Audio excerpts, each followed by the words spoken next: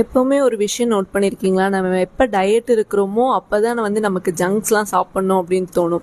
So ரொம்ப நாள் diet கழிச்சு இன்னைக்கு எனக்கு பானிபூரி சாப்பிட்ணும் அப்படின்னு ஒரே கிரேவிங்ஸாக இருந்துச்சு. ஸோ போயிட்டு நியர்பை ஷாப்பில் வந்து நான் ஆர்டர் பண்ணேன். பயங்கர கிறிஸ்பியாக இருந்தது. அண்ட் அவங்களோட அந்த தண்ணி கொடுக்கறதுலையும் வந்து டிஃப்ரெண்ட்டாக அந்த பாட்ஸ்லலாம் வந்து டேப் வச்சு இருந்தது.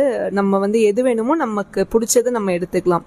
ஸோ ஒவ்வொன்றா எடுத்து சாப்பிட்டுட்டு ஆக்சுவலாக எனக்கு இதே மாதிரி நான் பிஜி படிக்கிறப்பவும் நியர்பையில் வந்து ஒரே ஒரு பானிபூரி ஷாப்பில் மட்டும் இந்த மாதிரி அவங்க ஒரு கேனாக வச்சுருப்பாங்க.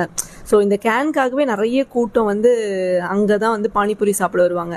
சரி, இதை சாப்பிட்டு முடிச்சுட்டு ஒரு மாதிரி கில்ட்டியாக இருந்துச்சு, பசியும் அடங்கலைன்னு சொல்லிட்டு சரி ஹெல்த்தியாக சாப்பிடுவோம் அப்படின்னு சொல்லிட்டு அதுக்கு பக்கத்துலேயே வந்து கருப்பட்டி காஃபி ஷாப் இருந்துச்சு.